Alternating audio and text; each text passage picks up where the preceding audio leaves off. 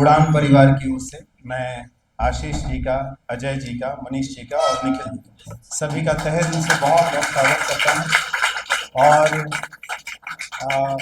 ये उड़ान के लिए आप सभी लोगों के लिए, हम सभी लोगों के लिए एक सौभाग्य की बात है कि आज आप सभी लोग हम लोगों के यहाँ मंच पे उपस्थित हैं और आपको सुनने के लिए, जहाँ कई बार बहुत सारे लोग वेट करते हैं, यूट्यूब पे जाते हैं, दूर दराज से लोग आपको सुनना चाहते हैं, आज लाइव आप इन बच्चों के सामने परफॉर्म करेंगे। और ये परफॉर्मेंस केवल जो आज का ये कार्यक्रम है केवल इस बात के लिए नहीं है कि केवल आपको हंसाना है, वो इसका एक पार्ट है। एक दूसरा पार्ट ये भी है कि मैंने पहले भी कहा कि मेरी व्यक्तिगत इच्छा ये थी कि आप इनसे ये भी सीख सके कि अगर आपके अंदर किसी भी प्रकार की कोई प्रतिभा है तो उसको बाहर लाना, उसका एक्सपोजर भी बहुत ज़रूरी है।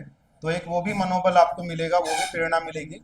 तो इसी बात के साथ देर न करते हुए हम कार्यक्रम को आगे बढ़ाते हैं और ऋषभ जी से मैं चाहूँगा कि कार्यक्रम को आगे कैसे कैसे बढ़ाना है उसमें ये मन संभालें। ऋषभ।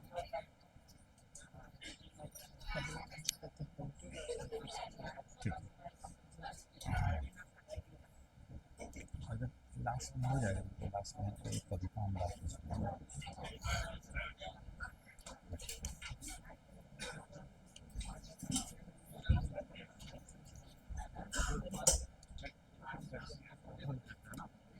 हाँ ठीक है, मंगवा लो, आया हुआ है ना। हाँ।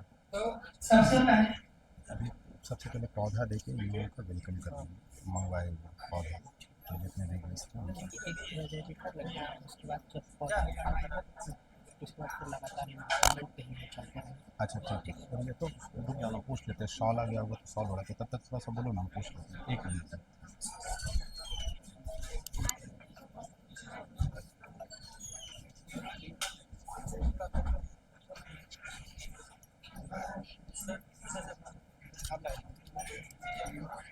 रिकॉर्ड कर रहा है, रिकॉर्ड कर रहा है। तो कैसा लगा मिलके? तो केवल मिलना है कि सुनना भी है? ठीक है, बुलाएंगे अभी। थोड़ा देख लेते हैं आगे का प्रोग्राम का क्या है।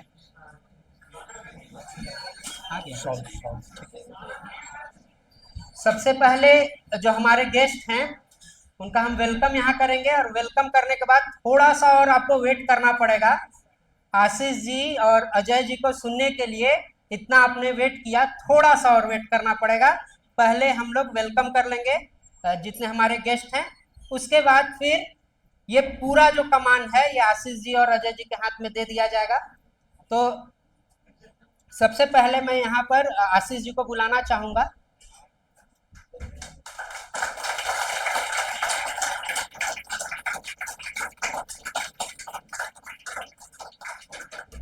तालियां कम बज रही हैं।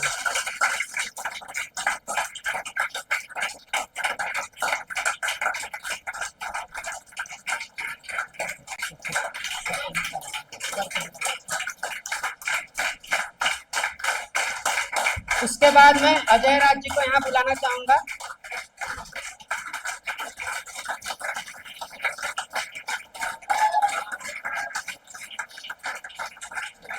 एक बिहारी सब पर भारी, अजय जी का यही डायलॉग है, एक बिहारी सब पर भारी। तो आपको सुनाएंगे आज बिहार और झारखंड को मिला के कंबाइंड। उसके बाद मैं मनीष जी को यहाँ बुलाना चाहूंगा। मनीष जी का एक कॉज जो है उस कॉज को सुनिएगा तो हमारे फ्यूचर सिमोन उरांव जी और इन्वायरमेंट को लेके इनका जो ड्राइव है, इनका जो काम है वो साधारण नहीं असाधारण है। और इसके लिए हम आपके बारे में जो बताएंगे इनके बारे में, तब आप जानिएगा कि ये कितने असाधारण प्रयास कर रहे हैं इन्वायरमेंट को बचाने के लिए। अब मैं बुलाना चाहूंगा निखिल जी को। निखिल जी के बारे में एक छोटा सा इंट्रोडक्शन मैं दे दूं। आप कल्पतरु सुने होंगे, कल्पतरु बहुत रेयर प्रजाति का ये है, वृक्ष है। उसको बचाने के लिए निखिल जी का जो प्रयास है रांची में और झारखंड में, ये बहुत असाधारण है। इनको भी हम मतलब इनके जो ड्राइव है, इन सब ड्राइव को हम सैल्यूट करते हैं।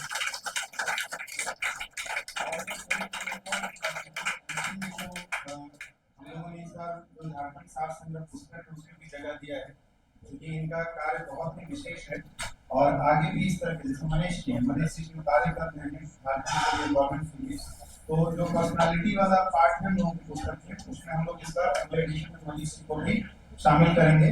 और साथ ही साथ जो इम्पोर्टेंट पर्सनालिटीज में हम लोग तमाम कल्चर और जो कला और संस्कृति के क्षेत्र से जुड़े लोग हैं, तो जैसे आशीष जी हैं, अजय जी हैं, तो अगली बार बुक में इन सब लोगों के बारे में थोड़ी थोड़ी ब्रीफ इंट्रोडक्शन आपको पुस्तक में देखने को मिलेगी। सर एक पुस्तक आती है हम लोगों की, तो झारखंड शासन, वो काफी लोकप्रिय है जीपीएससी एसएससी की परीक्षा की, तो मैं अगली बार कभी आप लोग प्रयास करें आप लोगों के बारे में दो लाइन, क्योंकि कई बार आपने देखा होगा एग्जाम में कई ऐसे के बारे में प्रश्न पूछा गया है ना, उन चीजों को लगातार हम कंप्लीट कर रहे हैं, तो आप सभी लोगों को मैं उसमें शामिल करूंगा। सर का एक आदत है कनेक्ट करने का चीजों को, तो आज देखिए स्टैंड अप कॉमेडी को भी सर ने जेपीएससी के सिलेबस के साथ कनेक्ट कर दिया, तो सर के लिए भी एक जोरदार ताली। मजा आया आप लोगों को? बीच बीच में फिर आऊंगा। अभी मैं चाहता हूं कि मनीष जी को मैं आमंत्रित करना चाहूंगा। मनीष जी विकिरण एक इनकी संस्था है, 7-8 साल से ये एनजीओ चला रहे। पिछले साल इन्होंने पूरे झारखंड का भ्रमण किया था, पदयात्रा करी थी और पूरे झारखंड के हर जिले में जाके वृक्षारोपण का काम किया था। अपने पूरे काम को ये डिटेल में बताएंगे। एक बार जोरदार तालियों के साथ मनीष जी का स्वागत करिए। बहुत बहुत धन्यवाद। आप सभी को जोहार। आप लोग बहुत एंजॉय कर रहे हैं और अब मैं थोड़ा इससे अलग हट के कुछ बात करूंगा।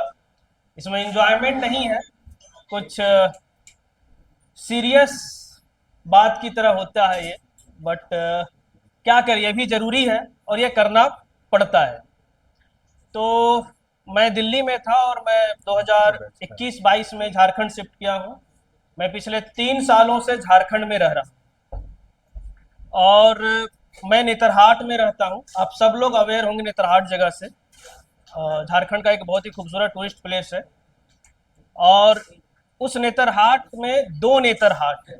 एक वो नेतरहाट है जो टूरिस्ट वहाँ जाते हैं और उसको देख कर आते हैं। उसके अलावा एक और नेतरहाट है जहाँ मैं रहता हूँ। जिस नेतरहाट में आप जाते हैं वहाँ इलेक्ट्रिसिटी है, वहाँ एसी है, वहाँ पंखे हैं, खाने की बहुत सारी वैरायटीज है, शॉप्स हैं। और एक और नेतरहाट है जहाँ ना पानी है, ना बिजली है, ना कोई जो बेसिक सुविधाएं होती है वो है। तो ये 2 नेतरहाट है। तो मैं दूसरे नेतरहाट से जुड़ा हुआ हूँ और वहाँ पर मैं काम कर रहा हूँ पिछले 3 सालों से। जैसा ऋषभ ने मेरे बारे में बहुत ज़्यादा कुछ बता दिया, तो खैर जो भी है। तो मैं 2021 में वहाँ गया था। मैं दिल्ली में बच्चों को पढ़ाता था, पढ़ाने का काम करता था। मेरा भी वहाँ एक इंस्टीट्यूट था, मैं टीचिंग लाइन से जुड़ा हुआ हूँ। मैं वो सब छोड़कर मैं सब वहाँ बंद करने के बाद झारखंड आया था और वहाँ मैं नेतरहाट में जो ट्राइबल बच्चे हैं, आप लोगों में से शायद बहुत लोग अवेयर होंगे, प्रिमिटिव ट्राइब झारखंड में है जो 8 है, उसमें से एक प्रिमिटिव ट्राइब है ब्रिजिया। यहाँ पर कोई है ब्रिजिया ट्राइब से? कितने लोग यहाँ पर हैं जिनके फ्रेंड हैं ब्रिजिया ट्राइब में? ट्राइबल बच्चे तो होंगे आप लोगों में से बहुत सारे। ब्रिजिया ट्राइब के कितने आपके फ्रेंड हैं? इसमें से 1-2 लोग होंगे जिनके फ्रेंड हो सकते हैं ब्रिजिया ट्राइब में। तो मैं जिस ट्राइब के साथ अभी काम कर रहा हूँ वो एक प्रिमिटिव ट्राइब है और वो ब्रिजिया ट्राइब है, जिसकी जनसंख्या झारखंड में सबसे कम है as a Birjia tribe, as a primitive tribe. करीब 6500 से 6000 के लोग हैं और जो मेनली लातेहार और गुमला जिला में 2 ब्लॉक्स हैं, गुमला में बिशुनपुर और लातेहार में मोहाडांड। इन 2 जगहों पर वो रहते हैं। ठीक है। तो मेरी कोशिश ये थी कि मैं उन बच्चों को पढ़ाऊंगा वहाँ पर, और उसके लिए मैंने मुफ्त शिक्षा की शुरुआत की थी और वहाँ पर हम बच्चों को मुफ्त में पढ़ाते थे। और मैं बताऊं तो बहुत मतलब कैसे ट्राइबल कितने प्योर होते हैं आप सब लोग जानते हैं, इसमें कोई वो नहीं है। तो मैं जब पढ़ाना शुरू किया था तो मेरे पास शुरुआती दौर में कोई बच्चा आता नहीं था पढ़ने के लिए कुछ महीनों तक, और फिर जब आना शुरू हुआ तो उनके पेरेंट्स का कहना था कि हम लोग फ्री में नहीं पढ़वाएंगे। सोचिए अगर आप ये चीज़ किसी दूसरे जगह पर शुरू करेंगे और फ्री शिक्षा देंगे तो कई लोग आ जाएंगे फ्री में पढ़ने के लिए। ठीक है। बहुत जगह तो ऐसा होता है जहाँ लोग पैसे भी नहीं देते हैं, भाग जाते हैं पढ़ करके। और मैं एक ऐसे जगह की बात कर रहा हूँ जहां पर मैं फ्री पढ़ा रहा हूँ, उन लोग पढ़ने के लिए नहीं आ रहे हैं। दे आर टेलिंग कि नहीं भैया, आप हवा पी के जिंदा रहोगे क्या? आप भी तो खाना खाते हो, आप भी तो इंसान हो, तो हम लोग कुछ ना कुछ जरूर देंगे आपको, ठीक है। तो उन लोगों ने खुद डिसाइड किया कि हम इतने रुपए आपको देंगे बच्चों को पढ़ाने के लिए। मैंने बोला ठीक है, आप दे दो भाई। तो बच्चे फिर रेगुलर पढ़ने नहीं आते थे, रेगुलर पढ़ने नहीं आ रहे थे। अक्टूबर की घटना है 2021 की। तो मैंने बोला कि मेरी एक शर्त है, उन लोगों ने 300 रुपये महीने फिक्स किए थे। तो मैंने बोला कि ठीक है, एक शर्त मेरी है कि मैं पैसे तभी लूंगा जब 30 के 30 दिन बच्चे आएंगे, नहीं तो मैं 1 रुपये भी नहीं दूंगा। और आप विश्वास नहीं करेंगे, अप्रैल 2022 तक मेरे पास 85 बच्चे हर दिन प्रेजेंट थे, एक भी बच्चा एब्सेंट नहीं था। तो ये है जो एक सच्चाई, प्योरिटी, जिससे आप बहुत, एक होता है ना एक ट्राइबल को लेकर के माइंडसेट है कि they are not educated, well dress नहीं होते हैं, उनकी थॉट्स अलग होती है, वो बहुत जंगली किस्म के एक थॉट है। बट मैं ये बता रहा हूँ कि उनकी थॉट किस लेवल की है और कहाँ हमें, मतलब हमसे कितने आगे के लोग हैं वो, ठीक है। तो ये वो है कि सिर्फ इसलिए आते थे कि भैया ये आदमी पर पैसे नहीं लेगा हमसे, ठीक है। अगर मैं ये चीज यहाँ करूंगा ना तो 29 दिन बच्चा आएंगे, 30वां दिन नहीं आएगा बच्चा, तो मेरे 300 रुपये बच जाएंगे। और बच्चे भी इतने जागरूक हैं कि नहीं मुझे जाना है। तो एक ऐसे जगह पर मैंने किया। फिर अप्रैल के बाद समहाउ बच्चे आना कम हो गए, तो फिर मैंने पता लगाना शुरू किया कि क्या हुआ, बच्चे नहीं आ रहे हैं। तो आप जब ट्राइबल एरिया में जाओगे ना तो वहां पे सीजन वाइज वहां की एक्टिविटीज है, ठीक है। अब अप्रैल का सीजन है महुआ बिछने का सीजन, मैं जहाँ रहता हूँ वहां पर महुआ चुना जाता है, ठीक है। महुआ वहां का एक आर्थिक रूप से उनको सशक्त करने का एक माध्यम है और उनकी एक संस्कृति का भी हिस्सा है कहीं ना कहीं। तो ये जो अक्टूबर से लेकर के जो अप्रैल तक का समय है, इसमें क्या होता है कि धान लग चुका है, धान अभी पक रहा है, इसमें घर के बच्चों का कोई बहुत ज्यादा काम नहीं है, ठीक है। और वो फ्री है आने के लिए। नदी में पानी भी इतना नहीं है कि उससे मछली मार सकते हैं, जंगलों में ऐसा कुछ नहीं मिल रहा है कि वो जंगल जा सकते हैं, तो दे आर फ्री। बट अप्रैल के बाद एक सिस्टम शुरू होता है गाँव में। अप्रैल में महुआ बिछना शुरू करते हैं जो 2 महीने तक चलता है, फिर बारिश शुरू होती है, फिर धान की खेती शुरू हो जाती है, उसी बीच में मछली मारना और ये सब चीजें हैं, फिर जंगल में शिकार करने जाना, और ये कंटिन्यूअसली करीब करीब 4-5-6 महीने तक का एक दौर चलता है। इस बीच में बच्चे मेरे पास नहीं आ रहे थे, तो मुझे हुआ कि क्यों नहीं आ रहे हैं, कुछ तो कारण रहा होगा। मैं तो पढ़ा रहा था, बच्चे अचानक से गायब हो गए, कुछ तो इसके पीछे। तो मैं गांव में जब घूमना शुरू किया, बात करना शुरू किया, तो समझ में आया मुझे कि उसी समय से मैं एक लाइन बोलता हूँ, एजुकेशन इज लग्जरी। आप जो लोग ये पढ़ रहे हो ना, ये नीड नहीं है, लग्जरी है। एक्चुअली में नीड और लग्जरी का डिफरेंस वहां दिखता है। आप इसलिए यहाँ बैठे हुए हो, इस कुर्सी पर बैठे हुए हो, उसका कारण है क्योंकि आपके पेरेंट्स, आपके पीछे कोई है जो आपके लिए ये कर दे रहा है, तब आप यहाँ बैठे हो। अदरवाइज आप यहाँ नहीं बैठे होते। किसी भीख मांगते हुए आदमी को आपने पढ़ते नहीं देखा होगा, पॉसिबल नहीं है, ठीक है।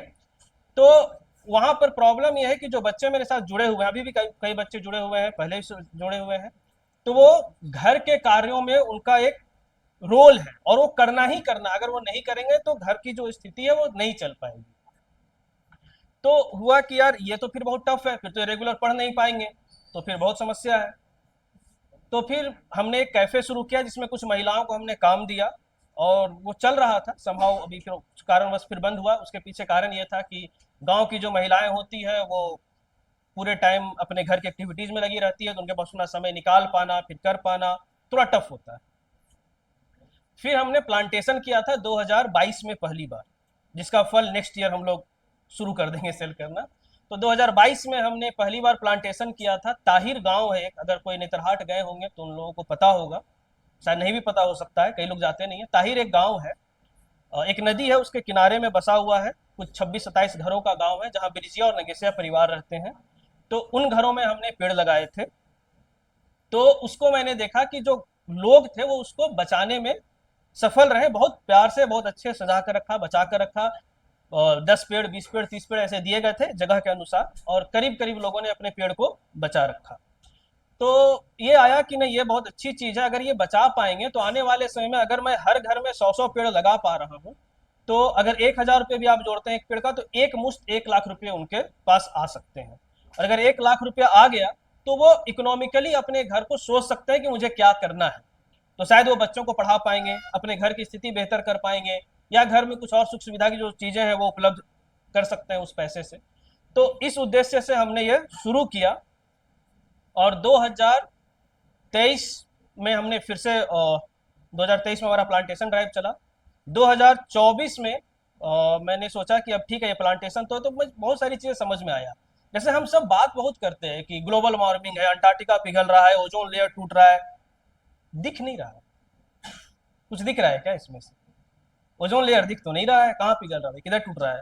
या तो अंटार्कटिका पिघल रहा है, किधर पिघल रहा है, हमें तो नहीं दिखा भाई, हम तो देखे नहीं कभी उसको, ठीक है। लेकिन गर्मी तो बढ़ रही है ना, ये तो मुझे दिख रहा है ना। बारिश अनटाइमली हो रहा है, ये तो हमें दिख रहा है, ये तो हम महसूस कर सकते हैं ना।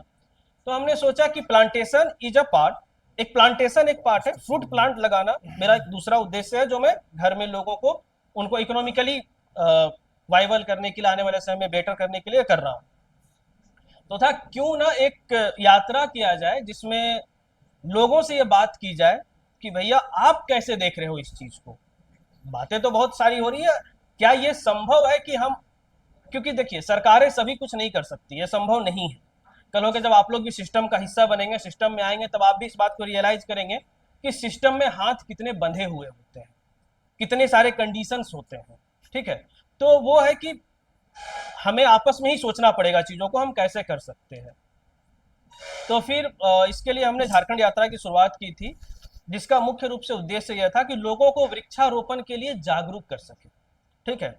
अब दो चीज़ें होती है इसमें, मैं किसी दुकान पर जा रहा हूँ, उनसे बात कर रहा हूँ और बात करके चला गया, उनके दिमाग से चला जाएगा, वो चीज़ रहेगा नहीं। दूसरा मेरा यह था, मैं बात करने जा रहा हूँ, मेरी बात सुन रहे हो, बदले में आप जो देना चाहो, I am not asking for some amount की 500, 1000, 500, 10, 20, 5, जो आप दे सकते हो अपनी इच्छा से मेरी बात सुनने के बाद, आप बस वो दो। मेरी बात बस इतनी सी है कि पेड़ लगाना चाहिए, पेड़ लगाना चाहिए। एक और चीज़ बहुत जरूरी इसमें पॉइंट ये है, पर्यावरण प्रदूषित हो रहा है, बहुत सारी चीज़ें हो रही है, हम कर क्या सकते हैं? क्या हम नदी बना सकते हैं? पॉसिबल नहीं है। बर्फ बना सकते हैं? पॉसिबल नहीं है। क्या कर सकते हैं? आप कभी गौर से सोचो, पेड़ लगाने के सिवा आप कुछ भी नहीं कर सकते हैं पर्यावरण बचाने के लिए। एक ही आपके पास काम है, आप सिर्फ और सिर्फ पेड़ लगा सकते हैं, इसके अलावा आप कुछ भी नहीं कर सकते हैं, कुछ भी नहीं।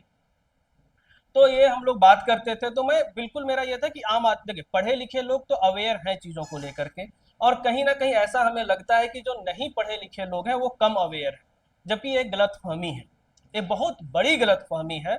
जो कम पढ़े लिखे लोग हैं वो ज़्यादा अवेयर हैं, क्योंकि वो ज़्यादा इस चीज़ को भुगत रहे हैं। आप तो पढ़ लिख करके पैसे वाले हो जाओगे, कल होके एसी लगा लोगे, गाड़ियाँ खरीद लोगे, लेकिन जो उस रोड पे सो रहे हैं, जो उस झुग्गी में सो रहे हैं, वो तो ज़्यादा इस चीज़ को फील कर रहे हैं ना। तो ये था मेरा कि उनके साथ बात करना, उनको समझना और उनको खुद मुझे समझना, उनको समझाना नहीं है, दे आर अवेयर। तो मुझे उनसे समझना कि क्या ये चीज़ें, और ये मैंने 150 दिनों तक की, काफ़ी जगहों पर मैं घूमा हूँ, और जो लोगों का रिएक्शन था वो इतना अच्छा था और लोग इतने खुश थे इस बात को लेकर के। लगभग दुकानदारों ने एक ही बात बोला, आज तक सबने, हम सबने सिर्फ धार्मिक कार्यों के लिए पैसे दिए हैं। या तो कोई गरीब आता है जो पैसे मांगता है तो उसको हम 5 रुपए दे। पहली बार हमारी लाइफ में ऐसा हुआ है, कोई एक ऐसा व्यक्ति आ रहा है और कह रहा है कि पेड़ लगाने के लिए मुझे पैसे दो, और ये पेड़ लग किसके लिए रहे? मेरे लिए लग रहे, किसी दूसरे के लिए नहीं लग रहे। तो ये मेरी यात्रा का एक वो था जिसके कारण काफ़ी लोग, अभी मैं बता रहा हूँ सर, मुझे कई फ़ोन भी आ रहे थे जामताड़ा से, गोड्डा से, गढ़वा से, जहाँ पर लोग पेड़ लगा रहे हैं, और वो मुझे फ़ोन कर रहे हैं कि सर आप आए थे, याद है, हम लोग यहाँ पर ना 50 पेड़ लगा रहे हैं। तो ये जो शुरुआत हुई, ये जो एक सोच विकसित हुआ लोगों के मन में, अच्छा ऐसा नहीं था कि पहले से नहीं था ये मन में, लेकिन क्या है ना, एप्रिसिएशन नहीं है उसके लिए। आप ना अपने घर में 2 पेड़ लगाते हो, आपको कौन अप्रिशिएट करने जा रहा है? लेकिन आप घर में कोई एक स्टैचू लगा दो किसी भी XYZ का, तो लोग अप्रिशिएट करते हैं। इट मीन्स कि statue is more important than the tree. लेकिन जिस दिन आपकी समझ ये हो जाए कि नहीं, वो पेड़ जो है वो इतना इंपॉर्टेंट है हमारे लिए कि अगर पेड़ नहीं होगा, अगर आप 1 सेकंड के लिए भी सोच लो कि दुनिया से सारे पेड़ खत्म हो गए हैं, तो हम भी नहीं है, वो सोचते सोचते हम खत्म हो चुके हैं। तो इतना इंपॉर्टेंट है, बट उसको हम इंपॉर्टेंट बता नहीं पा रहे हैं, क्योंकि वो इन्वायरमेंट में इतना अभी इस लेवल पे है। तो ये बहुत अच्छा रहा था। मेरी यात्रा में जो बातें निकल कर आई थी वो इस तरह से निकल कर आई थी कि हर लोग चाहते हैं पेड़ लगाना, लेकिन पेड़ लगाए कहाँ? लगाने के लिए जगह होना चाहिए। शहरों में जगह नहीं है, शहरों में पैसे हैं, शहरों में जगह नहीं है, गाँव में पैसे नहीं है, गाँव में जगह है। तो भाई मैं एक चेन बना देता हूँ, आप मुझे पैसे दो, मैं गाँव में लगा दूंगा, और आप कभी भी आकर के चेक कर लो उसको कि भाई पेड़ लगे हैं कि नहीं लगे हैं, जब भी आपका मन करे। तो ये एक बहुत अच्छा लोगों के मन में ये लगा कि नहीं ये ठीक है, इस पे हम लोग काम कर सकते हैं, सोच सकते हैं। और धीरे धीरे ये डेवलप होना शुरू हुआ और कई जगहों पर पेड़ लग रहा है। अभी मैं इस साल करीब झारखंड से, सभी जगहों से और कई सारी संस्थाओं के द्वारा सहयोग से नेतरहाट के इलाके में 10,000 पेड़ लगा रहा हूँ। और थैंक यू। और ये मेनली अगर कभी आप नेतरहाट जाएंगे तो जो आप सनसेट जाते हैं उस गांव का नाम बटुआ टोली है। रास्ते में जहाँ विद्यालय, आवासीय विद्यालय जाते हैं, उसके बगल में नीचे में एक गांव है, उसका नाम ताहिर है। नेतरहाट इंटर करते हैं तो वहाँ पे एक गेट बना हुआ है बड़ा सा, देखा होगा आप लोगों ने। वहाँ पर एक गांव है, उसका नाम सिरसी है। उसके बाद में से सनसेट जब आप देखते होंगे तो वहाँ से गड्ढा दिखता होगा आप लोगों को, तो वहाँ पे 2 गाँव है, आधे और कुर्गी है। उसके बाद में से नेतरहाट जब आप चढ़ रहे होते हैं, घाटी की शुरुआत कर रहे होते हैं, तो उस समय आपको राइट हैंड साइड में एक रास्ता दिखता होगा, उसमें एक गांव तुसरू कोना है। इन 5 गांवों में मेरे प्लांटेशन 6 गांवों में चल रहे हैं और इन 6 गांवों में हमने 10,000 पेड़ इस साल लगाए हैं। अभी लग रहा है, पूरा नहीं हुआ है। और ये सारे पेड़ फलों के पौधे हैं, आम है, नाशपाती है और लीची है। नाशपाती क्योंकि आप सब लोग जानते हैं नेतरहाट में नाशपाती बहुत ज़्यादा होता है, तो इसलिए उसको लगाया गया है। बाकी जगहों पे आम लगाया गया है। और मुझे उम्मीद है कि अगले 4-5 सालों में जितने भी पेड़ बचेंगे, मुझे कोशिश पूरी है कि जितना ज़्यादा पेड़ बचा सकें, क्योंकि पेड़ लगाने से ज़्यादा जरूरी पेड़ बचाना होता है। कई लोग पेड़ लगा देते हैं, पेड़ जानवर खा जाता है। तो हमारी क्या है, गाँव में हम ये कोशिश करते हैं, हम पेड़ सिर्फ उसी व्यक्ति को देते हैं जिसके घर में वो फेंसिंग किया हुआ होता है, अदरवाइज हम पेड़ नहीं प्रोवाइड करते हैं। अब आप ये मैं बोलूँ कि पेड़ प्रोवाइड नहीं करते हैं तो क्या लोग ले ही नहीं रहे होंगे? नहीं, लोग 10-10 हज़ार रुपये लगा करके अपने घर में फेंसिंग कर रहे हैं क्योंकि मुझे पेड़ लेना है। ठीक है, कई ऐसे घर हैं जो पेड़ 3 साल पहले लिए थे, उनके पेड़ मर गए, वो खुद खरीद करके घर में पेड़ लगाए, वो मेरे पास दोबारा नहीं आए, वो खुद खरीद के लगा रहे। क्यों? क्योंकि वो समझ अब विकसित हो रही है कि नहीं, मुझे पेड़ लगाना है, ये मेरे लिए एक रिसोर्स की तरह काम करेगा। तो ये मेरा काम चल रहा है जो प्लांटेशन के लिए है। साथ ही साथ मैंने बताया था मैं पढ़ा रहा हूँ बच्चों को। मेरे पढ़ाए हुए अभी 6 बच्चे डॉक्टर श्यामा प्रसाद मुखर्जी में पढ़ रहे हैं। ये वो बच्चे हैं जिनके परिवार से या गांव से पहले बच्चे हैं जो वहां तक पहुंचे हैं। ठीक है, और अभी तक उन जगहों से, क्योंकि जिन गाँव की मैं बात कर रहा हूँ वहाँ इलेक्ट्रिसिटी भी नहीं है, नेटवर्क भी नहीं रहता है। ठीक है, और पूरी तरीके से वो नदी होता है सभी गाँव में। जब आधे जाएंगे, कुर्गी जाएंगे, ताहिर जाएंगे, बटुआ टोली जाएंगे, तुसरू कोना जाएंगे, ये सभी गांव नदी पर आश्रित हैं। एक नदी है और नदी के किनारे घर बने हुए हैं, लोग उसी में रहते हैं। आजीविका का स्रोत उनका अगर देखा जाए तो जो जंगल से चीजें मिल रही है उस पर वो जीते हैं। तो इस तरीके से अगर वहां से कोई बच्चा निकल कर डॉक्टर श्यामा प्रसाद मुखर्जी में आ रहा है तो शायद वो कल होकर कर और बेहतर कर पाएगा। तो मेरी कोशिश, अभी और कुछ बच्चे मेरे पास है जिनको हम आने वाले समय में लेकर के आ रहे हैं, और ये मेरी कोशिश है। तो धन्यवाद, आप लोगों ने इतना मुझे पेशेंस के साथ सुना, इसके लिए बहुत बहुत धन्यवाद।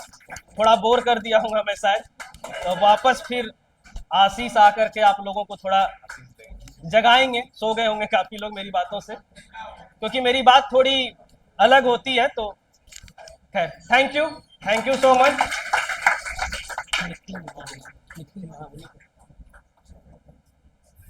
तो ये फोटो लगा।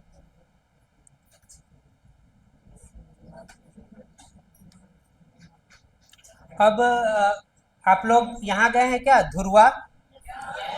वहाँ 3 ऐसे पेड़ हैं विलक्षण, जानते हैं कौन?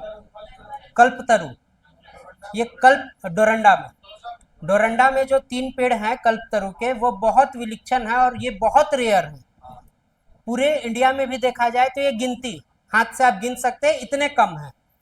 और एक हमारे सामने एक असाधारण व्यक्ति बैठे हुए हैं जो इस कल्पतरु को बचाना चाहते हैं और पूरा गांव क्रिएट करना चाहते हैं कि हम कल्पतरु गांव क्रिएट करें। और यहाँ पर तमाम आप फोटो देख सकते हैं कि जिन्होंने कल्पतरु के छोटे छोटे सैम्पलिंग्स बनाए और इन सैम्पलिंग को अब लगाया जा रहा है। और कल्पतरु के क्या बेनिफिट्स है, मेडिसिनल बेनिफिट और इसके और भी क्या बेनिफिट हैं, ये हम कम जानते, वो आपको ज़्यादा अच्छे तरीके से बता पाएंगे। और यहाँ देखिएगा कि बहुत सारे ऐसे कल्पतरु के पेड़ हैं जो बड़े हो गए हैं और इनका जो प्रयास है वो रांची या फिर झारखंड का जो भी एरिया देखिएगा तो अलग अलग जगहों पर जाकर इसके लिए अवेयरनेस फैला रहे हैं। अभी आप एक शख्सियत से मिले जो पूरे झारखंड में वृक्षाटन के, इसलिए क्योंकि नेतरहाट के जो एरिया है वहां पर फ्रूट वाले पेड़, फलदार पेड़ लगाए जा सके। अभी हम एक और शख्सियत से मिलेंगे जो इसके लिए बहुत ऐसा प्रयास कर रहे हैं कि जो दुर्लभ कल्पतरु है जो वरदान के समान हमारे सामने है, वो निखिल जी जो हैं उनको प्रमोट कर रहे हैं। बहुत सारा ऐसा गांव बना रहे हैं जिसको कल्पतरु विलेज बनाया जाए। तो जोरदार ताली के साथ फिर से स्वागत हम करते हैं निखिल जी का। निखिल जी आएंगे और आपको सारे बेनिफिट जो भी है सबके बारे में आपको यहाँ बताएंगे।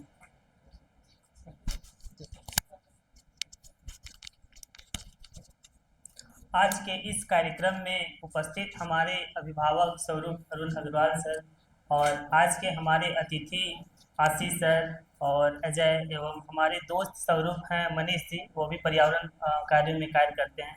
और इसके अलावे आप सभी छात्रों को मैं जोहार करता हूँ, नमस्कार करता हूँ। आज इस कार्यक्रम में हमने तो अभी आशीष जी का और अजय जी का परफॉर्मेंस देखा, काफ़ी मुझे बड़ा अच्छा लगा। एक्चुअली मैंने फर्स्ट टाइम मैंने भी कॉमेडी स्टैंड देखी है और मेरा अनुभव जो रहा वो काफ़ी सच में बड़ा अच्छा लगा मुझे। तो अब अंदर से ऐसी इच्छा उत्पन्न हो गई है ना कि मुझे जब भी मौका मिले तो मैं ज़रूर कहीं भी आप लोगों के प्रोग्राम में मैं सम्मिलित होने का प्रयास करूँगा। और आप लोगों से भी मैं यही कहूँगा, क्योंकि मेरा अभी पर्यावरण की चीज़ों पे मैं बात करूँगा तो हो सके आप लोगों को पता नहीं कैसा लगेगा, लेकिन इसीलिए मैं चाह रहा हूँ उससे पहले कि जीवन की जो कुछ मूलभूत जो मंत्र हैं कि जीवन को कैसे जिए। तो चूंकि जीवन का जो हमारा कार्य मतलब एक निश्चित कार्यकाल है, 80 या 100 वर्ष तक जिएंगे, इस दरमियान ना आप इस चीज़ को अपने मूल मंत्र दैनिक जीवन में शामिल कर लीजिएगा कि आपके जीवन में हंसना एक बहुत बड़ा कला है जो आपको मानसिक शांति और जीवन को समृद्धि बनाने की ओर ले जाएगा। तो आप लोग हंसते रहेंगे और हमारे दो मित्र हैं वो आप लोग को हमेशा हंसाते रहेंगे। और आज हम बेसिकली बात करेंगे कल्पतरु पर।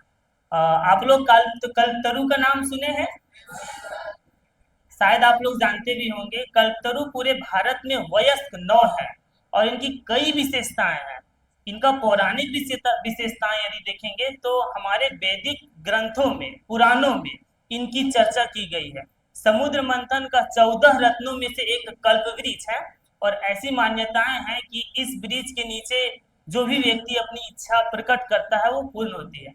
बाकायदा में इनके कई प्रमाण सर हमने देखा है, हमने जिन्हें भी पौधा दिया है।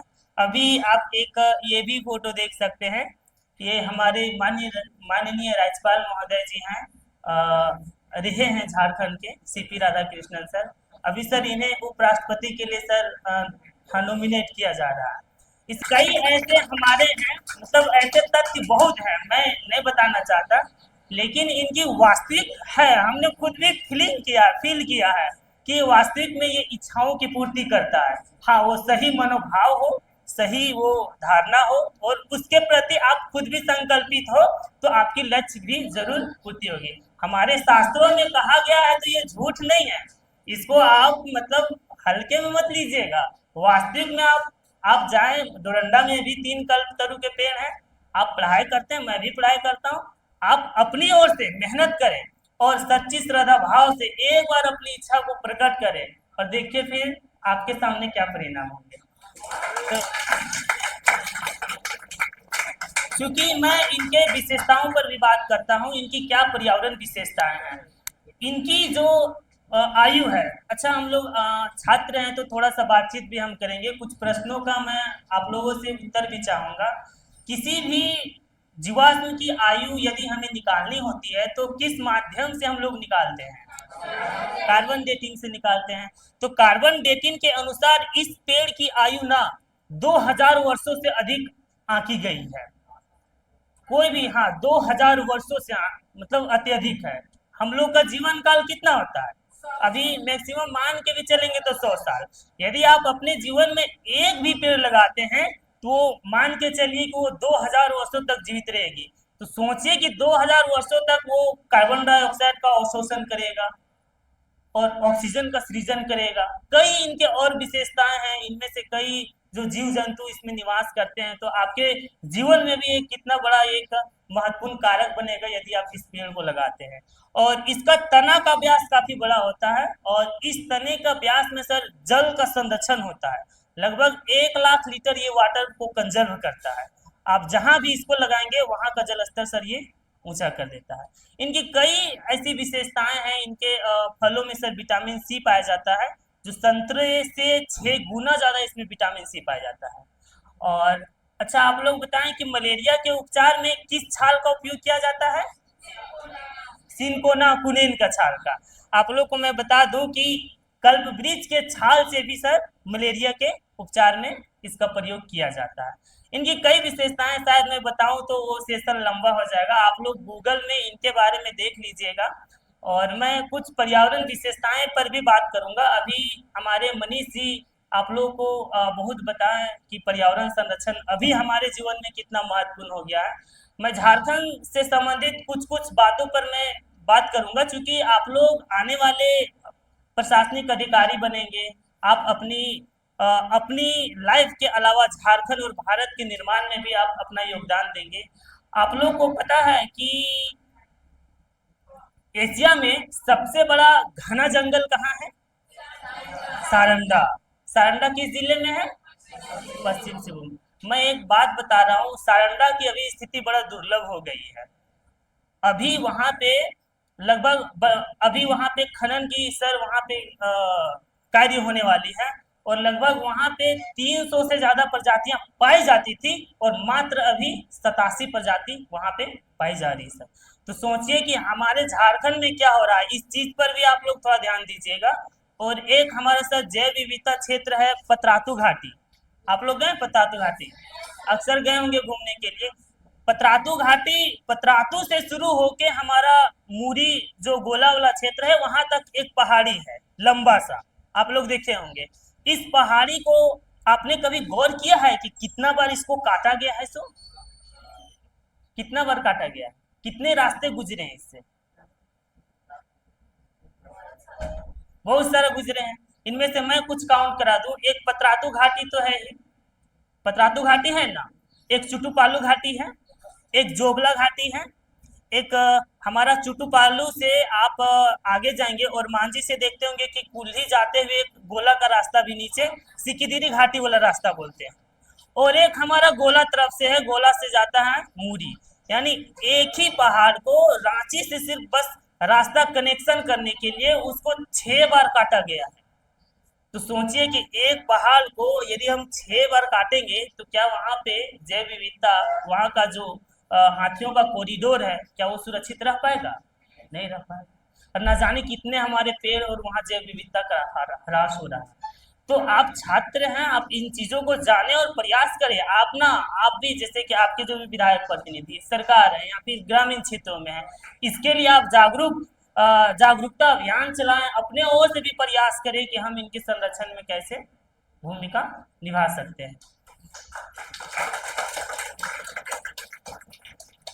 और मैं और भी 2-3 चीजों पर बातें करूंगा। ये मेरा पर्सनल अनुभव है, हमारी इसमें मम्मी भी शामिल हैं।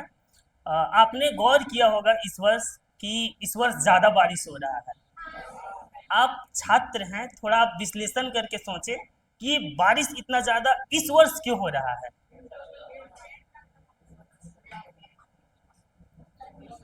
कोई भी आप बताएं, कुछ कारण तो रहा होगा, कोई वैज्ञानिक कारण रहा होगा, कुछ तो कारण रहा होगा। पिछले आप देखेंगे ना तो 1901 से 2025 तक अभी जो वर्तमान में सबसे ज्यादा बारिश इस वर्ष हुआ है। क्या क्या बोले? नहीं नहीं, जंगल तो अभी कट रहा है भाई, कहाँ जंगल वृद्धि हो रहा है?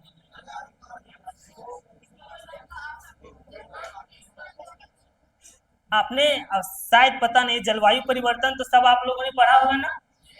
हमारी मम्मी, मैं अपनी कहानी बता रहा हूँ, मैं घर गया था तो मम्मी बोलती, खोरठा से बोलती, बेटा पता हो हमरा 2024 में नहीं इतना गर्मी लगलो नहीं कि हम अपन जीवन में कहियो इतने गर्मी नहीं देखा थी। पता है वो ना सोती थी तो नीचे नहीं सोती थी, कभी छत के ऊपर नहीं सोने गई, और 2024 में वो छत के ऊपर हमेशा सोई, इतना ज्यादा गर्मी था ना। आप लोग वो भी अनुभव किए थे। तो आप लोग महासागर ये जल धाराएं पढ़ते होंगे, एक ला लीना होता रे एल लीना, हमारे लिए कौन अच्छा होता है? ला लीना होता है, समझे। तो 2024 में इतना गर्मी पड़ा है कि वहां की जो जल वाष्प वहां से जो उत्पन्न हुई उसी का प्रभाव आप 25 में देख रहे हैं, जो इतना ज्यादा वर्षा हो रही है। तो ये एक प्रकार जलवायु परिवर्तन का बहुत बड़ा कारण है। इसीलिए आप अपने जीवन में प्रयास करें पेड़ पौधों लगाने के लिए। जैसे अभी मनीष जी ने बताया था कि आप प्रकृति को क्या दे सकते हैं, क्या आप पहाड़ बना सकते हैं? पहाड़ तो खूब सारा कट रहा है। आप ओरमांझी से शायद गुजरेंगे तो आप ओरमांझी के साइड में देखिएगा, बहुत बड़ा उसमें से जो पहाड़ी इलाका है पूरा साफ हो गया है, पूरा प्लेन हो गया है। तो क्या हम लोग पहाड़ बना सकते हैं? नहीं बना सकते हैं। हम लोग क्या जल बना सकते हैं? नहीं बना सकते हैं। हम लोग क्या कर सकते हैं? पेड़ लगा सकते हैं।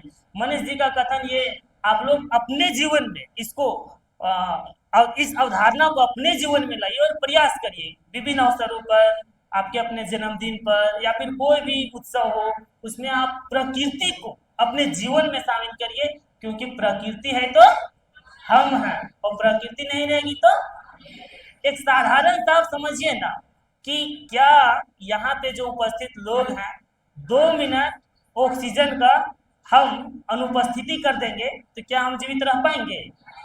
नहीं। यानी ऑक्सीजन हमारे जीवन के लिए महत्वपूर्ण है ना। कहाँ से आता है ये? पेड़ों से। तो पेड़ हमारे जीवन के लिए कितना महत्वपूर्ण है? बहुत ज्यादा है।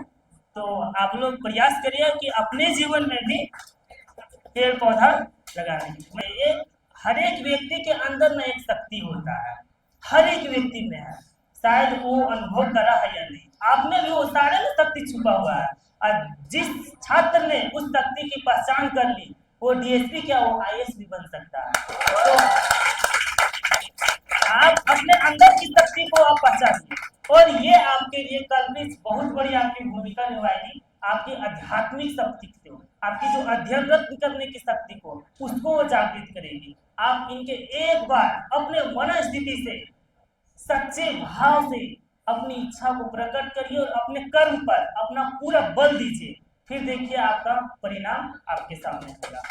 और आप लोग तो काफी खुशकिस्मत वाले छात्र हैं कि आपके मार्गदर्शक हमारे अरुण सर हैं, और अरुण सर की उपस्थिति में इनकी जो बताई गई जो दिशाएं और रास्ते होते हैं उसमें मैं खुद भी चलता हूं, और यदि आप लोग भी इस रास्ते को सही तरीके से अपनाएंगे तो सफलता की रास्ता आसान हो जाएगी। सब कुछ जरूर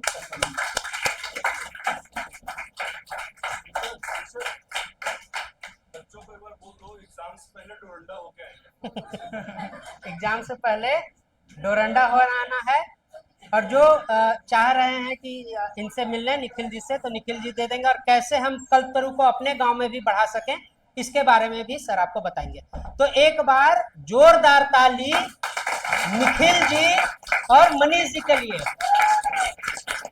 ताली उतना जोरदार नहीं लग रहा है जितना जोरदार इनका प्रयास है। जोरदार ताली।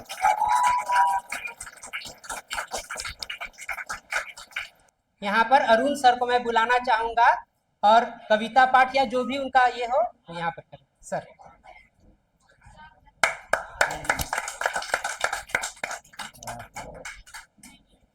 सबसे पहले तो अजय जी और आशीष जी, आप लोगों ने जिस तरीके से इंटरटेन किया है वो बहुत अच्छा लगा, काफ़ी अच्छा लगा। और चूँकि पढ़ाई करना थोड़ा सा एक दबाव का काम है, आप जानते हैं कि पढ़ते पढ़ते थोड़ा सा शांत हो जाइए, थोड़ा सा प्लीज़ मेक डिसिप्लिन। तो क्या है, पढ़ते पढ़ते थोड़ा सा मन जो है वो मोनोटोनस हो जाता है, तो इसीलिए एक अच्छा अवसर था। दो कॉज था आज का, एक तो कि आपका इंटरटेनमेंट हो, दूसरा एनवायरनमेंट के प्रति आपकी जागरूकता बढ़े। हेलो, बातचीत नहीं। और चूंकि आपकी पूरी सिलेबस में मेंस में प्रीलिम्स में एनवायरमेंटल साइंस बहुत इंपॉर्टेंट है, तो कई बार प्रैक्टिकली चीज़ों को देखते हैं, समझते हैं, या जो लोग इस चीज़ पे काम कर रहे हैं उनको जब आप सुनते हैं तो किताबों से इतर आपको एक थोड़ा सा जो अनुभव होता है, जो एक्सपीरियंस होता है, वो एग्जाम हॉल में ज़्यादा क्लिक करता है। तो आप बहुत सारी चीज़ें इन्होंने ऐसी बताई या इन्होंने जो बातें कही, लाइन्स बनाए, तो उन लाइन को आप अपने आंसर में यूज़ कर सकते हैं रेलिवेंट तरीके से, वो बहुत काम आ सकता है। कि हम पहाड़ तो नहीं बना सकते लेकिन हम पेड़ दे सकते हैं प्रकृति को, तो ये सारी चीज़ है। मेरे एक सर हैं डॉक्टर संजय सिंह सर, आपको आएंगे पढ़ाने के लिए। तो सर की एक लाइन है, दिल्ली में सर ने हम लोगों को एनवायरमेंटल साइंस, एनवायरमेंटल के बारे में पढ़ाते पढ़ाते कहा था, वो मैं क्लास में बोलता हूँ, उन्होंने एस्से पढ़ाते इसमें कहा था कि एस्से में इसका इस्तेमाल करिएगा कि शहर कटते गए, सॉरी, जंगल कटते गए, शहर बसते गए, आज शहर ही जंगल है, आदमी ही पशु है। ये सर की लाइन थी, जो मुझे याद है वो। तो अच्छा लग रहा है, आप सभी लोगों को बहुत बहुत धन्यवाद, तहे दिल से शुक्रिया। और मैं दो चीज़ें यहाँ पे विशेष रूप से कहना चाहता हूँ। एक तो निखिल जी अभी कुछ दिन पहले भी मुझसे मिले थे, क्योंकि संस्थान में भी इन्होंने कल्पतरु एक लगाया, और जब गुरुजी शिबू सोरेन जी का निधन हुआ तो उनकी श्रद्धांजलि के लिए मैं उनके आवास पे गया था, तो निखिल जी वहाँ मिले थे। निखिल ने कहा कि यहाँ पे जगन्नाथ मंदिर में है ना, मैं बोल देता हूँ, इन्होंने कहा कि जो रांची में जगन्नाथ मंदिर है धुरवा में, वहाँ पे इनकी योजना है वृक्षारोपण की, कल्पतरु लगाने की। तो मेरी इच्छा है कि ये जो भी वहाँ पे पौधे लगाएं, उस पर जो भी इनका आर्थिक व्यय वो उड़ान IAS अकेडमी उसका वहन करेगा। और मनीष जी से एक रिक्वेस्ट होगा कि उड़ान IAS की तरफ से 1000 पौधे का जो एक्सपेंडिचर होगा वो हम लोग आपको देना चाहेंगे। आप हम लोगों की तरफ से 1000 पौधे जहाँ भी आप प्लांटेशन कर रहे हैं वहाँ पे करिए, उसका जो व्यय होगा वो हम लोग उसका वहन, क्योंकि हम जो कर पाते हैं, आप जानते हैं कि मेरी विशेष रुचि होती है, वो आप लोगों के सहयोग से ही कर पाते हैं। जो संस्थान चल रहा है उसमें आपका जो कंट्रीब्यूशन, मैंने हमेशा कहा कि वो केवल एक फीस नहीं है, वो फी के अलावा ये भी है कि उस पैसे का इस्तेमाल समाज में कुछ बेहतरी के लिए, जहाँ पे मेरी इच्छा होती है वहाँ पे हम लोग कर सकें। ठीक है, चलिए, तो एक बार मेरी तरफ से इन चारों लोगों के लिए जोरदार ताली बजा दीजिए। और हम लोग शुक्रगुजार हैं आपके, और चाहेंगे कि आप फिर से संस्थान में आएँ, क्योंकि मुझे ऋषभ जी ने एक कविता सुनाने के लिए बुलाया, तो मैं कविता सुना देता हूँ। मुझे लिखने का शौक है, थोड़ी बहुत सर लिख लेता हूँ थोड़ा मोड़ा। तो एक मैंने कविता लिखी है, उसका थीम ये है कि अगर कोई व्यक्ति जो बिल्कुल गांव से, चूंकि गांव की बात हो रही थी, तो गांव का व्यक्ति अपने समय से कितना आगे है, आपने कहा, तो वही थीम थी उस कविता की, कि हम आज के समय में आधुनिकता के जिस दौर में जी रहे हैं, वहाँ पे फैशन की अपनी एक परिभाषा है। हम उन चीज़ों को फैशन बोलते हैं जो वेस्ट से आया है, जो अमेरिका से आया है, जो उधर से चीज़ें आई हैं खास तौर से। तो मैंने उसको भारतीय परिवेश में, भारतीय संस्कृति की निगाह में फैशन को परिभाषित करने की कोशिश की। मैंने गांव में जीवन जिया है, और गांव में अपनी माँ को, बहनों को, अपने पड़ोस के लोगों को जो देखा, उनका जो श्रृंगार देखा, उसी को मैं फैशन की थीम में रख के मैंने एक कविता रची कुछ दिन पहले। तो मैं वो आपको सुनाना चाहता हूँ कि अगर कोई व्यक्ति मुंबई जाता है, और मुंबई में, दिल्ली में, बड़े शहरों में, और वहाँ जब वो फैशन देखता है, तो उसको कई बार फैशन के नाम पे बहुत सारी ऐसी चीज़ें मिलती है जहाँ पे भारतीय संस्कृति का पतन होता हुआ दिखता है। तो अगर उस व्यक्ति से पूछा जाए कि फैशन की क्या परिभाषा है, और अगर गांव को फैशन की परिभाषा के रूप में वो अभिव्यक्त करना चाहे, तो वो क्या बताएगा, वो इस कविता का थीम है। तो उसमें मैंने लिखा कि बेहयाई अब मूल्यवान है, लज्जा को क्या भाव मिला, बेहयाई अब मूल्यवान है, लज्जा को क्या भाव मिला, उम्मीदों के स्वर्ण नगर में रिश्तों को बिखराव मिला, और पार लगाने जीवन सागर केवट ने तो हामी भर दी, पार लगाने जीवन सागर केवट ने तो हामी भर दी, मंजिल पर रास्ता भारी था, लहर लहर भटकाव मिला, और चकाचौंध में आंखें उनकी जाने क्या क्या करती हैं, चकाचौंध में आंखें उनकी जाने क्या क्या करती हैं, ऐसा मंजर भी होता है देख के आंखें डरती हैं, और अर्धनग्न होकर मंचों से अपना तन दिखलाते हैं, अभिव्यक्ति का नारागढ़ इसको फैशन कह जाते हैं। तो फैशन क्या होता है, वो इस कविता में आगे है कि फैशन करना क्या होता है आज तुम्हें बतलाता हूँ, एक नहीं कितने प्रमाण में इसकी ओर दिखाता हूँ। और अब फैशन क्या है वो आपको यहाँ से बताने की कोशिश करता हूँ कि गांव के व्यक्ति के लिए फैशन क्या हो सकता है। दादी के चेहरे की सिलवट फैशनता की मूरत है। दादी के चेहरे की सिलवट फैशनता की मूरत है। फैशनता की पहली रचना अपनी माँ की सूरत है। और भाभी के आंखों की लज्जा भी आभास है फैशन का। बहना की रोली बिंदिया जैसे आकाश है फैशन का। और गांव के पनघट पर फैशन झूमता पानी भरता है। गांव के पनघट पर फैशन झूमता पानी भरता है। बिटिया के पायल छूकर पगडंडी फैशन करता है। बाल गूंथ कर जैसे बड़की फैशन से बतियाती है। बाल खोलकर छुटकी जैसे फैशन को समझाती है। आंख में काजल, नाक में नथिया, कान में बाली फैशन है। हाथ में कंगना, पैर में बिछिया, होठ में लाली फैशन है। और इठलाकर इतरा कर देना हाथ की ताली फैशन है। पहन के निकली लाल रंग वो चूनर वाली फैशन है। और सखियों के संग बातें करना हंसी ठिठोली फैशन है। सर पर उसके हरा दुपट्टा, लहंगा चोली फैशन है। धूप सरीखा रंग गेहुआ मुनिया का ये फैशन है। रंग देख के लोगों को जज करते हैं, तो उस पे लिखा धूप सरीखा रंग गेहुआ मुनिया का ये फैशन है। गीत विरह के हाथ की मेहंदी दुख में गाए फैशन है। मांग सिंदूरी पर उनका ये गौरव करना फैशन है। कमर बंद की धुन पर उनके हृदय थिरकना फैशन है। धन्नो कहती कुमकुम मेरा भाग्य बनाती फैशन है। हार गले में बासंती का मान बढ़ाती फैशन है। और नाम प्रियतम का मुंदरी से याद दिलाना फैशन है। अंगूठी, मुंदरी मतलब अंगूठी। नाम प्रियतम का मुंदरी से याद दिलाना फैशन है। खनकाकर हाथों की चूड़ी पास बुलाना फैशन है। भाई की शादी के मंडप में आंख लड़ाना फैशन है। और आंखों से फिर बातें करना फिर शर्माना फैशन है। और स्नेहिल मन से गले लगाना, माथ चूमना फैशन है। छुप कर मिलना, बातें करना, बाग में घूमना फैशन है। और दो चार लाइन और है कि नाम पति की जगह पे उनको अजी बुलाना फैशन है। गांव का परिवेश है, इसीलिए लिखा मैंने कि नाम पति की जगह पे उनको अजी बुलाना फैशन है। रूठ के कहना माय के जाऊं फिर ना जाना फैशन है। और परिणीता के केस में शोभित पुष्प गुच्छ वह फैशन है। जिसे समझता महल अटारी मलिन तुच्छ वह फैशन है। और गोरी की साड़ी का आंचल फैशन की ही भाषा है। फैशन की इससे भी बेहतर बोलो क्या परिभाषा है। फैशन की इससे भी बेहतर बोलो क्या परिभाषा है। तो बहुत बहुत धन्यवाद आप सभी लोगों का। और मैं चाहूंगा कि ऋषभ आए और आगे इस कार्यक्रम को अंतिम पायदान के ऊपर चलें। यहाँ पर हमारे जितने गेस्ट हैं सब, हाँ, और हम जो पौधा देकर और मोमेंटो देकर हमारे जो गेस्ट हैं उनका सम्मान करना चाहूँगा। सर हम लोगों ने अपने संस्थान में एक नया नियम बनाया है कि हम अपने गेस्ट का सम्मान बुके से नहीं पौधे से करेंगे, राइट जी। तो इसके लिए मैं सबसे पहले यहाँ मनीष जी को बुलाना चाहूँगा। आइए। और ये आप सभी लोगों की तरफ से हम सारे जो अतिथि हैं उनको पौधा देके सम्मानित करना चाहते हैं।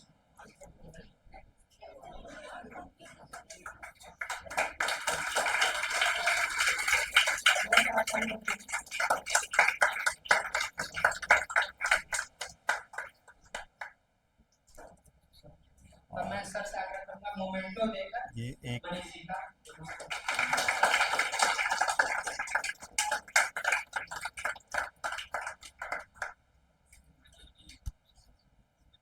धन्यवाद मनीष जी। अब मैं यहाँ निखिल जी को बुलाना चाहूँगा और निखिल जी को पौधा देकर सम्मानित करेंगे तुमसे।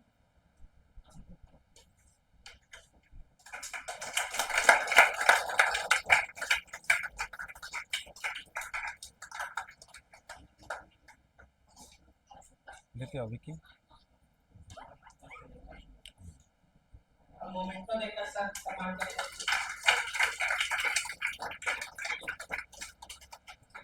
Thank you. अब मैं यहाँ आशीष जी को बुलाना चाहूँगा। आशीष जी को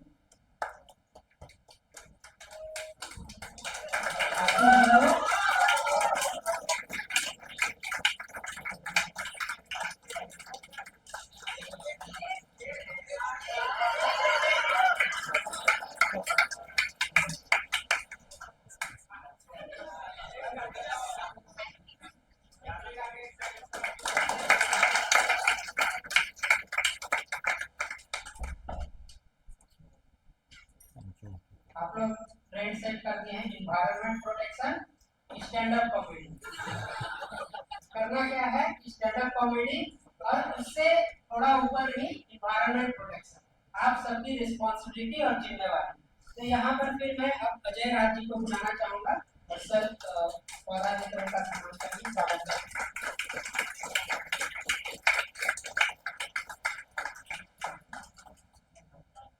मोमेंटो देकर सर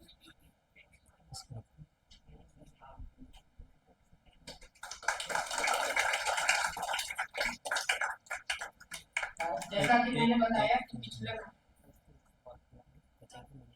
हाँ हाँ हाँ जैसा कि मैंने बताया कि अभी कुछ दिन पहले ही नीतीश जी यहाँ कलतरू का वृक्ष लेकर आए थे, पौधा लेकर आए थे और हमने पूरे विधि विधान के साथ हमारा जो संस्थान है उसके ऊपर उसको लगाया।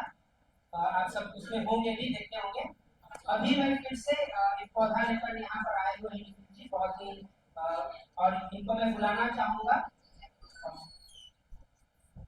और मैं यहाँ मनीष जी को बुलाना चाहूंगा स्टेज पे।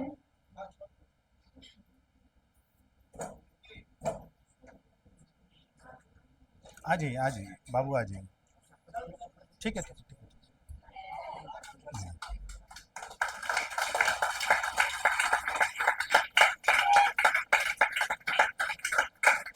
मैं थोड़ा सा और बता दूं कि जैसे हम घरों में नॉर्मल पौधा लगाते हैं, कलतरू लगाने का थोड़ा सा सिस्टम है, थोड़ा सा इसका पौराणिक ये है सिस्टम, बद्री छावनी वाला सिस्टम है। तो मैं यहाँ पर बोलना चाहूंगा कि यहाँ जो भी इसके बारे में आपने कैसे इस पौधे को लगाया है तो बताएं।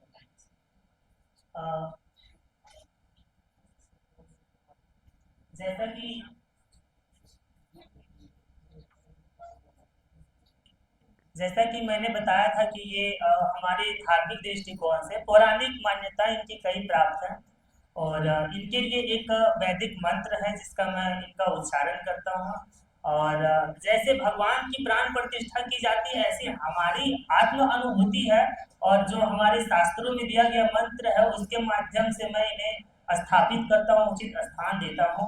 तो उस प्रक्रिया, चूंकि आज यहाँ पे पौधारोपण नहीं हो पा रहा है, मैं उन मंत्रों के साथ मैं आऊँगा आपके यहाँ और इनका विधि पूर्वक हम लोग पौधारोपण करेंगे। और मनीष जी के लिए विशेषकर मैं ये अपनी ओर से कहना चाहूँगा, ऐसे आज के जो दौर पे ऐसे युवक खुद कम आते हैं, ऐसे लोग बहुत कम आते हैं। तो हमारी क्या इनमें भूमिका होनी चाहिए कि इनकी जो योगदान है, ये जो कार्य कर रहे हैं उसमें आप लोग प्रयास करिए, कुछ सहयोग कर दें। जो भी हो, हमारा दैनिक खर्चा तो 100-200 रुपया हो जाता है, पता है ना। यदि आप इनको मात्र 10 रुपया भी देते हैं ना, 10 रुपया, ये उस पैसा का सदुपयोग करेंगे, आपके जीवन काल में वो पुण्य की वो मात्रा बढ़ेगी। तो मैं भी निवेदन करता हूँ ये कि आप इनके पर्यावरण सेवा में आप जो भी सहयोग हो पाए ये करें। और मैं अपने ओर से भी शुभकामनाएं देता हूँ कि कल्पित आपकी जो इच्छाएं हैं, जो इस पृथ्वी को हरा भरा करने की ओर, वो इच्छाएं पूर्ण हो, आपकी जो रास्ता है उसमें काफी सुगमता हो और आप सफल हो।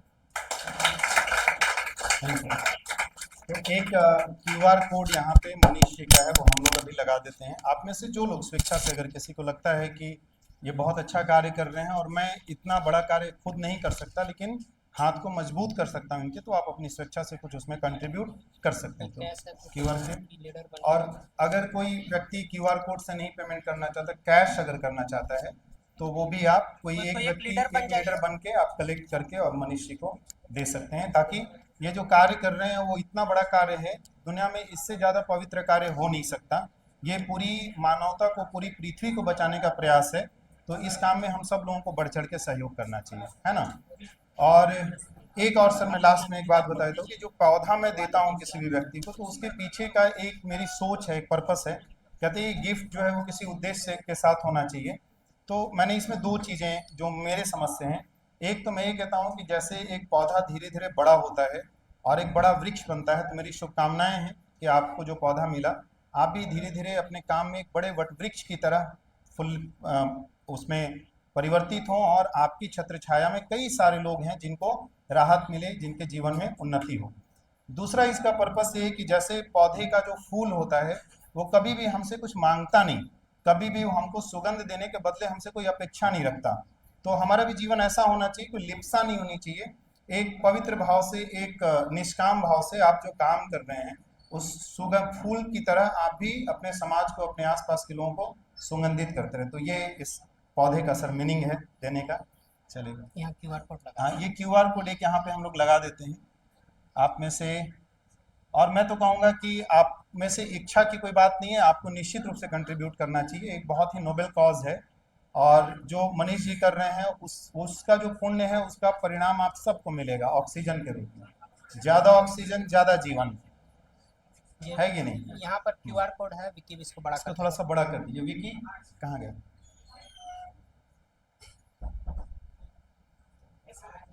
नहीं, इसको थोड़ा इसको बड़ा करो, QR कोड को जितना बड़ा कर सकते हैं बड़ा कर लो। कैसा लगा आप लोगों को आज? बढ़िया लगा। चलिए, तो हम लोग पढ़ाई के साथ बीच बीच में थोड़ी मस्ती भी करते रहेंगे। 3 इडियट मूवी आप सभी लोगों ने देखा कि ज़्यादा रिलैक्स माइंड से पढ़ने का रिजल्ट ज़्यादा बेहतर होता है, और ज़्यादा तनाव में और दबाव में पढ़ने का रिजल्ट थोड़ा कम बेहतर होता है। तो मन को रिलैक्स करके पढ़ना है। तो ऋषभ, यहाँ QR कोड जारी कर दिया गया है, तो जो मनीष जी का है, और जो भी आप यहाँ पर दान देना चाहते हैं वो यहाँ कर सकते हैं। अभी जब क्लास खत्म होगी तो आप स्कैन कर सकते हैं, और अगर कैश है तो कोई एक लीडर बन जाइए, और जो भी पैसे इकट्ठे होते हैं वो हम मनीष जी को दे देंगे। इसी के साथ ये जो कार्य पौधा चाहिए होगा ना, वो हमारा संपर्क हम करवा देना चाहते हैं, ताकि उन लोग चाहे लगाने। और साथ ही साथ जो भी अपने घरों में, अपने गांव में या कुछ ऐसा संस्थान हो जहां कल्पतरु लगाना चाहते हैं, तो निखिल जी का जो नंबर है वो मैं ग्रुप में भेज दूंगा। आप उनसे कांटेक्ट करके जितना भी पौधा आपका ये है ज़रूरत है आप लगा सकते हैं। और इसका जो एक पौराणिक ये है मंत्रोच्चार है, जो भी है वो निखिल जी आपको भेज देंगे। और इसी के साथ ये जो कार्यक्रम है, आप लोग को मजा आया? ठीक है, हम लोग हर संडे या फिर कुछ कुछ ऐसे एक्टिविटीज लेके आएंगे, और भी अलग अलग जो फील्ड के लोग हैं उनसे हम आपको रूबरू करवाएंगे। इसी के साथ धन्यवाद, थैंक यू।